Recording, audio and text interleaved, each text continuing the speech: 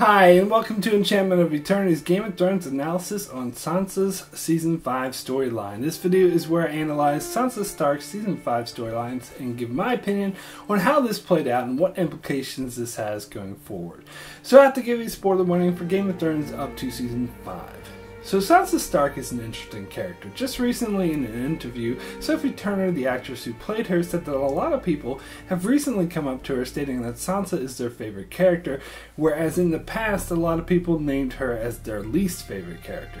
So the character of Sansa has gone through a massive shift since the beginning of the show, many seeing her as more favorable. However, there is another perspective about how her character was handled in Season 5, as the show decided to take her character in a completely different direction than her character went in the books, as they gave her a storyline from a different character from the books. But this gave this storyline a whole different twist, as Sansa is completely different than the character of Jane Poole. So giving her storyline changed the dynamic and nuances of that story that may be difficult for those who have read the books to spot, as the show is its own entity and sometimes it can be difficult to keep it separate from the characters and situations from the book, which is a different story entirely. So Sansa was a character whom in the first 2 seasons many fans hated, because she starts off as a naive young girl who believes in fantasies of marrying a handsome prince and living happily ever after, as she goes out of her way to marry Joffrey. However, once he has killed her father, her fantasy turns into a nightmare when she realizes what a monster Joffrey actually is. She basically then just plays a victim, as she lives in King's Landing and is constantly pushed around and told what to do by the Lannisters who rule in King's Landing, and see her little more as a political pawn. And I suppose it was her helplessness and her willingness to go along with whatever the Lannisters wanted that people were against, as they wished she would fight back. However, I think her story arc is a bit more long-term than that, and they were playing the long game with her. During her time in King's Landing, she learned from Cersei and how she behaved, as she taught her how to manipulate and get what you want. She learned from Marjorie how Marjorie manipulated through always putting on a facade, and she learned from Littlefinger, who is the master manipulator that taught her lessons like "we're all liars here." And she even learned from her handmaiden Shae on how to be a strong and resilient woman. So all of these lessons appear to have accumulated in the end of Season 4, where Littlefinger spirited her away to the Vale, where she learned to manipulate the lords there in order to get what she wanted, and seemed to have this newfound confidence. So with this new breakthrough in Sansa's character, where she has by all accounts stopped being a piece and started being a player, so a lot of people were curious to see how this would play out in Season 5, so many were surprised that the show chose to give her the storyline of the character of Jane Poole in the novels, because in the novels Jane Poole was Sansa's childhood friend who accompanied her to King's Landing. Her father, along with all the Stark men, were killed, and she was given to Peter Baelish and forced into prostitution. After the Red Wedding occurred, she became a key in a Lannister plot to solidify the North under their new ally who helped accomplish the Red Wedding, Roose Bolton. They then forced Jane to claim that she was Arya Stark and marry Roose's bastard son, whom they legitimized, Ramsay, so that the Boltons would have an official claim to Winterfell. Jane was a rather helpless girl who was brutalized by Ramsay and had to be saved by Theon in a plot that involved many other characters who were not in the show, and situations that never occurred in the show either.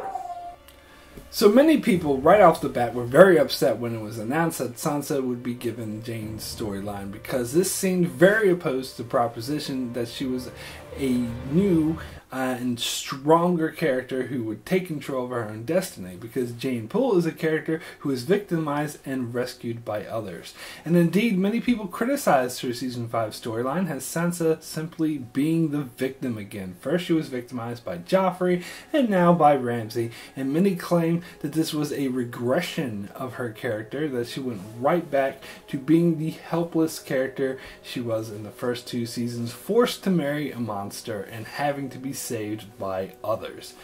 However, I would actually argue that this isn't the case, and she was a completely different character in Season 5 than she was in the first 2 seasons, and we do see elements of her character change in Season 5. So in the first 2 seasons, we saw elements of her trying to manipulate the Lannisters, but mostly she just went along with whatever the Lannisters wanted and allowed herself to be shoved around. And I think that the showrunners presented us with an entirely different character in Season 5. While it is true that Sansa is put in another situation where she has to marry a monster, I think there is a stark contrast between the way she behaves. So let's examine this from the beginning. At the start of Season 5, Sansa is still in Dark Sansa mode from the end of Season 4, where her new costume and she looks something more like Melisandre would wear, and her hair is all dyed black. She travels on the road with Littlefinger, who tries to teach her more lessons on how to manipulate people, but all the way not being completely trusting of Littlefinger and still questioning what he does and keeping him at arm's length. Now, not after long, she realized that they're headed to Winterfell and that he plans to marry her off to Ramsay Bolton. She at first is very resistant to be put in another situation like that, but then Littlefinger assures her that she can handle this situation and use it to get revenge on those who've wronged her. Then, when they arrive in Winterfell, she greets the Boltons as a proper lady and puts on a facade, much like Marjorie would do when she meets Roose Bolton. Acts like, she doesn't want to rip his head off, which she probably does. Then Littlefinger prepares to leave her in order to return to King's Landing, but tells her the long-term plan is for Stannis Baratheon to take Winterfell, where she will be, well, he will put her as Wardeness of the North, and the backup plan, if that fails, is for her to, quote, make the Bolton boy hers. And I suspect what he meant by that is to manipulate him to get what she wants. But it has been confirmed by writer Brian Cogman that Littlefinger was not aware of the kind of monster Ramsay actually is, so he didn't fully grasp the danger that he was putting her in. So after he leaves Sansa to deal with the Boltons on her own, including Ramsay's jealous girlfriend, and she learns that Theon Greyjoy, who betrayed her family and killed her 2 younger brothers, is still around as a servant to Ramsay. She then begins to crack a bit, let her distrust for the Boltons show, as although she has become better at playing the Game of Thrones, she's still learning. However, she does listen and be observant and pick up on a few things that she can use as ammunition, such as the tension between Ramsay and his father, as Ramsay clearly feels threatened by the announcement that he's having another son. And she picks up on the fact that Miranda is just a jealous girlfriend, which we see in this awesome scene where Miranda washes Sansa in a tub, and the whole time Miranda is telling Sansa about the women Ramsay has brutalized and killed in order to scare her. And from what we can tell, Miranda is actually being truthful in everything that she says, as it lines up with what we have seen. She mentions Violet, the woman who, along with her, seduced Theon right before Ramsay cut off his manhood, and we haven't seen her since, so it's fair to assume that when Miranda implied that Ramsay had her killed because she got pregnant is probably the case. And the other girl she mentioned, Tamsy, and how they hunted her down and had dogs rip her apart, is something we know is the case because we saw it happen on screen in Season 4. So Sansa is faced with Miranda dangling this very real threat of Ramsay in front of her in order to frighten her. So if Sansa was, really helpless and defenseless as she was in Season 1 and 2, she would have simply cowered and relented to Miranda, but that's not what she did. She used her knowledge of her to manipulate her and just say, this is my home, you cannot scare me. And that scene was absolutely amazing. I almost cheered at this scene, and I think it often goes overlooked. And it's also great how once Miranda leaves, you see Sansa sort of drop the act and see that she actually truly is scared, but she's sort of hiding it under, a facade of being really tough and stern, and it actually works really well. So let's talk about the wedding. First we get Theon coming to Sansa and offering her his hand, and when she refuses to take it, he tells her that they'll beat him if she doesn't, to which she simply replies she doesn't care, and that was harsh. That was brutal, and it demonstrated the anger she holds towards him. More than that, the way she carries herself as a powerful, noble woman who shows disdain for those who have wronged her house. And during the wedding ceremony itself, she very bravely went through it, even though she didn't want to, not because someone was forcing her to against her will like they did with her when she married Tyrion, but because she wanted to for her own purposes. So then we get to the wedding night, which is the most controversial scene of the storyline, and I believe many people let it dictate their feelings on her entire Season 5 storyline.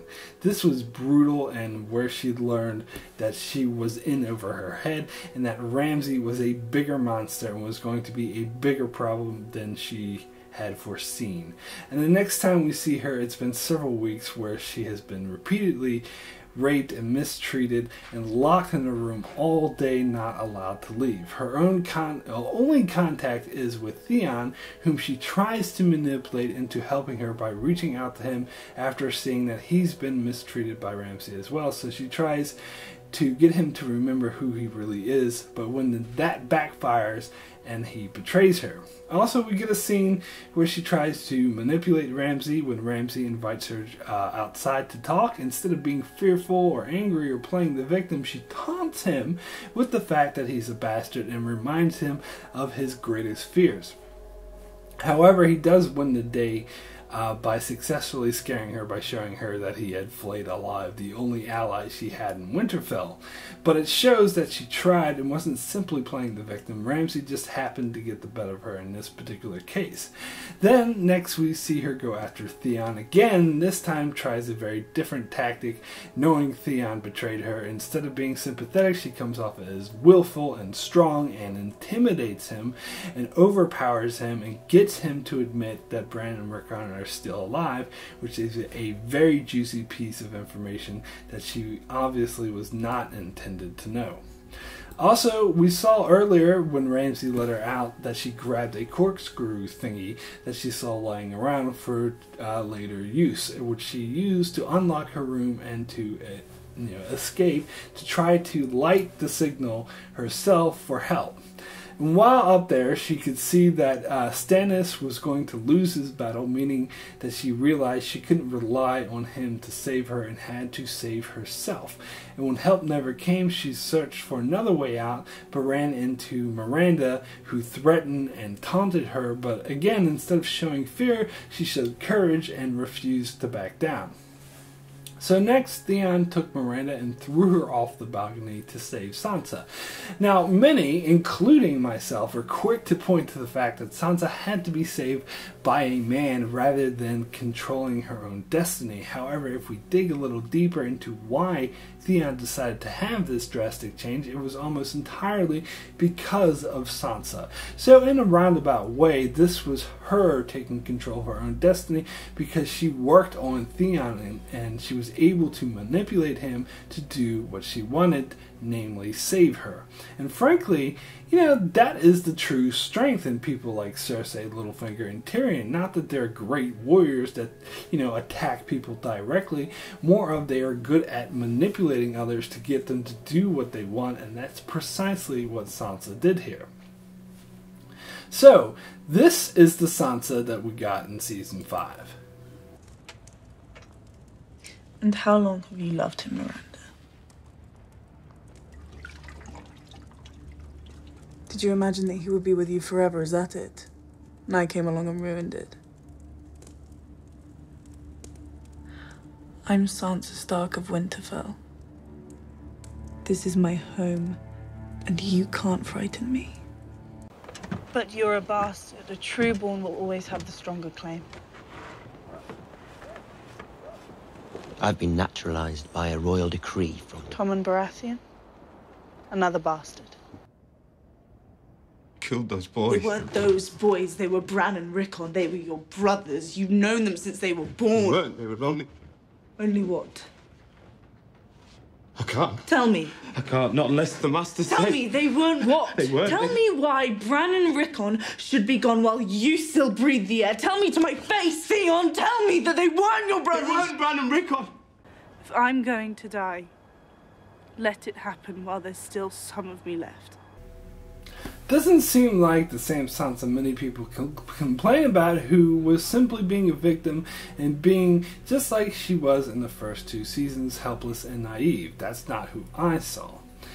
That being said, I was one of the people who criticized Sansa's storyline as being one of the worst in Season 5, and quite frankly, I stand by that criticism. I just outlined what the writers were going for and the kind of story I believe they were trying to tell. But when it comes to whether or not I thought they pulled it off successfully, well, that's another matter. However, like a lot of people, I was not fundamentally opposed to the whole premise of sending Sansa to Winterfell to marry Ramsay, as I totally understood why the show did this, because the last 2 books in particular splintered off into many side stories that introduced a whole bunch of new side characters, and I knew that the show could not do this, and they were going to have to consolidate a lot of characters and storylines. And in the novel, Sansa simply hangs out in the Vale with Littlefinger and a whole bunch of side characters who are not in the show, and plays at internal politics there. And I knew that there was no way that the show was going to do this. It just doesn't make sense for the format of the show. So it makes perfect sense for them to combine Sansa's storyline with the Winterfell storyline, because so far Theon and Ramsay seem to be side characters in the show. So introducing a major player like Sansa brings these characters to the forefront. However, giving Sansa's the storyline of Jane Poole is a bit problematic, since her character arc doesn't go in the direction they seem to be going with her, which is why they changed it up a bit and created a new dynamic. In the novels, Jane doesn't have a point of view chapters and is a side character seen through Theon's viewpoint, where she is brutalized by Ramsay in far worse ways than what happened in the show with Sansa. The wedding night scene that stirred up a controversy was far worse in the books, and worse things happened to Jane afterwards as well. She was a helpless girl who needed to be saved by Theon and the other characters in the book, so I feel many people confused what happened to Jane in the novels to what happened to Sansa in Season 5. But it was actually a very different dynamic, as in the show, she was the viewpoint character and Theon was the side character whose destiny she affected. I think a lot of people take that for granted. That being said, as I said, I don't think the storyline was handled as well as it could have been. I do think they muffled a lot of things up, and sometimes Sansa's journey was not quite so clear, which is why I think a lot of people were confused. Ultimately, I don't think Sansa's storyline in the show was as clear as the Winterfell storyline in the books, and a lot of it seemed to be the writers being a bit confused and trying to adapt something but doing a poor job at it. I, for one, still don't get why Sansa went along with the plan in the first place, and the plan Littlefinger told her, that he had to have Stannis come along and take over was weak, to say the least, because I'm not sure why she went along with it. If this was his plan to deliver her to Stannis, then why not take her directly to Stannis instead of having her marry his enemy? That actually seemed like a better plan for Sansa too. I don't get why the show bothered with the dinner scene where Ramsay was parading Reek in front of Sansa and they had this little silent battle of wits going on, when all of that was pretty much rendered moot anyway after Sansa's wedding night, where Ramsay just locked her in the room all day. Also, I don't like how during the dinner scene, Sansa, who seemed very good at playing the game and manipulating Roose earlier, all of a sudden was openly showing her disdain for the Boltons, thus giving away her true feelings. And although though in a roundabout way, she did affect her own release. It would have been better had she more directly affected her escape. At the very least, she should have led Theon to the edge of the castle to jump off instead of the other way around. And don't even get me started on how they wasted Brienne this season. That was the biggest travesty in Season 5, where she had the potential to take over the storyline of other book characters who weren't in the show, but instead they just had her stand out in the snow waiting for a signal that she wasn't even there to see. However, I am hopeful that her Season 5 storyline was just a step along the way to something greater. That her Season 6 storyline will retroactively make people feel better about her Season 5 storyline. Sophie Turner has stated in recent interviews that fans will be really happy with Sansa in Season 6 and that this is the Sansa Stark that fans have been waiting to see. I compare it to Seasons 1 through 3 when people hated Sansa for being weak and helpless and not fighting back, but ultimately those scenes were a part of a larger story arc that was building to her becoming a stronger, more important character, and I think we will look back on her Season 5 storyline much in the same way. In fact, I said before that I think at the end of the series, Sansa will end up being the queen of all of Westeros, because they seem to be building a very long-term story arc with her where she slowly learns to become a great leader. Of course, that's still open to debate, but I think they're definitely building her to something, and I'm very hopeful and excited that we'll see the start of this as new badass leader that Sansa will become in Season 6, and I cannot wait for it. So that's it for my analysis on Sansa's Season 5 storyline. If you enjoyed this video, please be sure to subscribe and check out my channel for many more Game of Thrones videos, as I try to do at least one a week, and I will of course be covering Season 6 once that starts up, so be sure to check that out, and thanks a lot for watching.